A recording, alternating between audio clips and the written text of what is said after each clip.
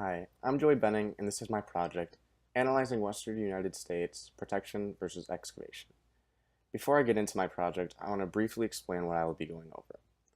I took the rural counties in the western half of the United States, and I compared protected versus human-modified landscapes to determine if counties that were near protected lands could compete economically with human-modified ones.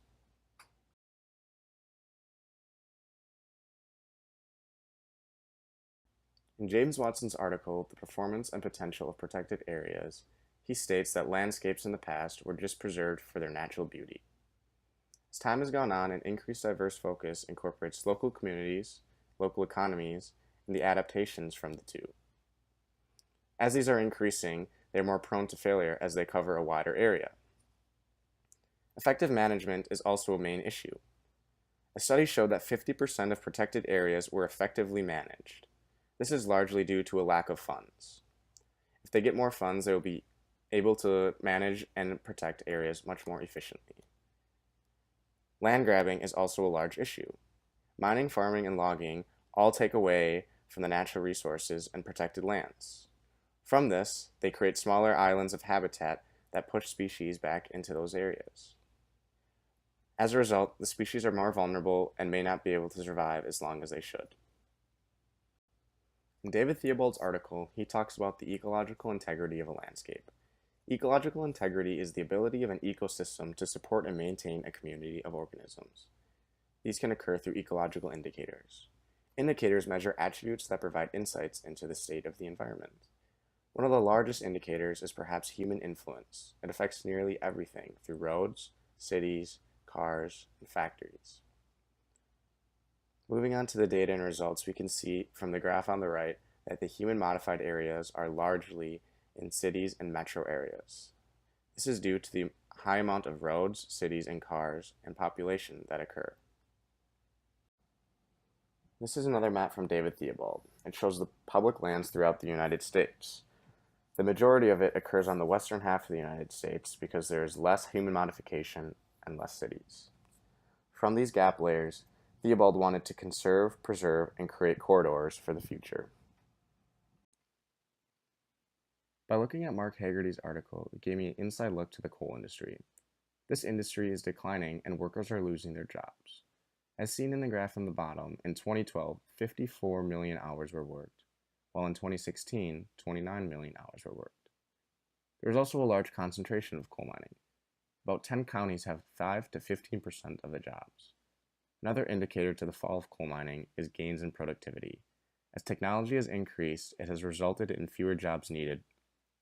In addition, the federal owners share royalty revenue with the state. As they give the government some of the share, the government provides support to the coal industry. This results in a dependency on coal because the government is relying on the royalty share for funds. Wyoming has a 12.5% dependency on this royalty revenue. In the future, revenues can replace costs associated with reforms. The fair tax revenue return in the future could help promote environmental issues, not to mention that there will be money created from tourism and natural beauty. Megan Lawson's article, Baby Boomers Move Near Protected Lands, Help Drive Economies, gave me an insight to how older retirees move near protected lands. To start out with, the housing costs are cheaper. They want to downgrade. Their housing is too expensive now, and they want to move into a smaller, more affordable home. In addition, they want to live near their family members. Furthermore, the scenery, the view, the beauty, and the clean air are priceless in the minds of these retirees. In addition, there's recreational activities such as biking, hiking, climbing, and backpacking. Yes, this shows that the retirees and senior groups are moving here, but there is also a draw from the younger group. This is largely due to the recreational activities such as biking, hiking, and climbing. Economic support increases as more people move in. The retirees draw on money through tourism and create more of a demand to live there. This goes for the same as the younger demographic. Moving on to my research question. I wanted to figure out, are counties near protected public lands economically competitive? Through this, I'm going to compare rural western protected counties versus the rural western modified counties. To start off, I used the gap layer, or the pad USA, and converted that to a raster. Then I created my public lands layer.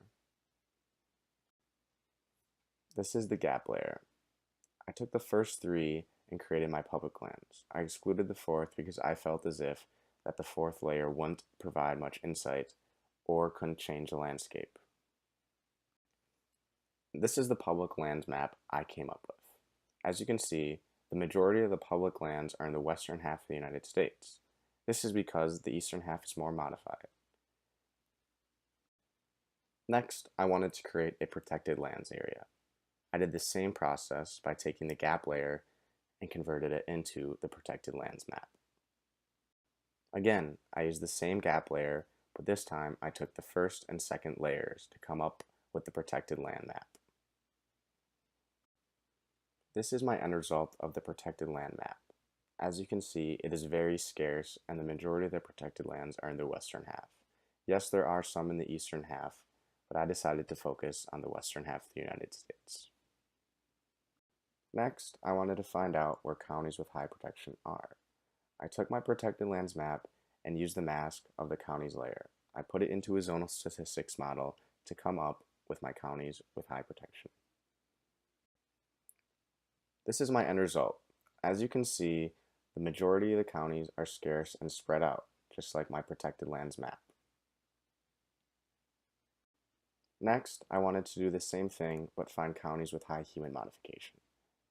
I took the human modification map from David Theobald and masked it with the counties layer to find where counties with high human modification occur. This is David Theobald's map. As you can see, the areas that have high human modification often occur around cities. For my next map, I would expect to see that the western half of the United States isn't as modified as the eastern half. This is exactly what I found. Most modified counties were in fact in central and eastern United States, while the western half was much more scarce and much more wild. Next, I wanted to focus on the western half of the United States. I cut out the eastern half and overlaid the western half with a county layer. Next, I used a Ruka code. I wanted to take out the counties near metro areas because I felt as if they would skew my data. Metro areas are obviously going to be economic hotspots with very little protected areas, so I felt as if it wouldn't be beneficial to keep these in my data. By using the Ruka code, I took away the metro areas, and this is the layer that I came up with. These are the counties that are not near cities in the western half of the United States. These next slides will show how I use zonal statistics as a table to create data for the mean protected and human modified areas. I wanted to find which counties had the highest percent protection of public, protected, and human modified lands. For this, I took the public lands layer from before and overlaid it with my county selection. Again, I'm only using the western half of the United States. I inserted this into the zonal statistics as a table and came up with the percent public lands in the western half. Next, I wanted to find the protected areas. I took the county selection again and the protected lands and inserted it into a zonal statistics as a table. Again, I'm only using the western half of the United States, and I wanted to find which counties had the highest percent protected. Lastly, I wanted to find the human modified areas. I inserted the human modification from David Theobald and overlaid it with the county selection layer. I inserted this into the zonal statistics table, and I wanted to figure out which counties had the highest percent modified areas. To answer my research question, I wanted to find the top protected and top modified counties in the western half of the United States. These next two slides will show the top 10 protected counties and the top 10 human modified counties. Following this, I will calculate economic indicators to figure out if they are economically competitive. Here are my results for the top 10 modified counties in the western half of the United States.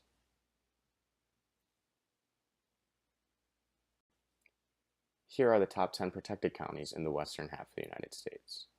As you can see, they are a little closer in relation to the modified counties. This is mainly due to the grouping of protected areas. Now, moving on to my data and results. The next few slides will show my top 10 modified and my top 10 protected counties in the western half of the United States. By using Dr. Paul Orr's data, we can see the per capita income growth over a 40-year time period in non-metro counties in the western half of the United States. By looking at the top 5 conservation land counties and the top 5 natural resource counties, we can see that it is statistically significant that the top 5 conservation land counties are higher. This is another indicator to show that conservation and protected landscapes are economically competitive with natural resource excavation. This graph shows the mean household income in dollars from 2014 to 2015. On the left, you can see the protected areas, and on the right, you can see the modified areas. It's statistically significant that the average for the protected is higher than the average for the modified. You can also see on the left a without glacier tab. This is because I felt as if glacier was hindering the true potential of the average. Ray Rasker did very similar research and found meaningful relationships between the amount of protected public lands and higher per capita income levels. On average, he found that per capita income is $456 higher for every 10,000 acres of protected public lands. He also found positively associated variables with protected lands. They include per capita income, growth per capita investment income, and growth in per capita income. With this economic growth, there will be future challenges. There could be potential disruption of wildlife, migration paths and habitats. There could also be loss of biodiversity, and urban sprawl could be the main cause of all these future challenges. This is because roads would be implemented and they could cut habitats and migration patterns in half. Next, you can see the number of employees in the protected and modified counties. As you can see, it's significantly higher in the protected areas compared to the modified. Again, you can see without glacier is even higher. Ben Alexander did a very similar study in Wheeler County, Oregon. As industries decline, rural counties are affected. This is largely due to the decline in forestry, mining, and agriculture. As they decline, they can't compete economically anymore. Although they are declining, these counties still have resources for a brighter economic future. They have local populations that care about the community and the place, and they have attractive public lands. They can use these natural lands to create revenue. They can bring in workers and entrepreneurs and use this land for tourism to create revenue. As you can see on the top right, non-labor income has increased and surpassed the labor earnings. Again, in the bottom graph, the average increase in per capita income from protected public lands in the rural West is significantly higher when protected lands are in place. This graph shows the poverty rate percentage from 2014 to 2015 in the top 10 modified and protected counties. As you can see, the protected counties have a lower poverty rate than the modified counties. In Ray Rasker's West is Best article, I found that the last 4 decades, the Western economy has outperformed the U.S. economy in employment, population, and income. Protected lands support job growth and have a higher per capita income, as seen in the bottom graph. The powerful Western economy is largely due to the second paycheck, as people choose to work near these locations. They lure people and companies in that have high innovative priority talent.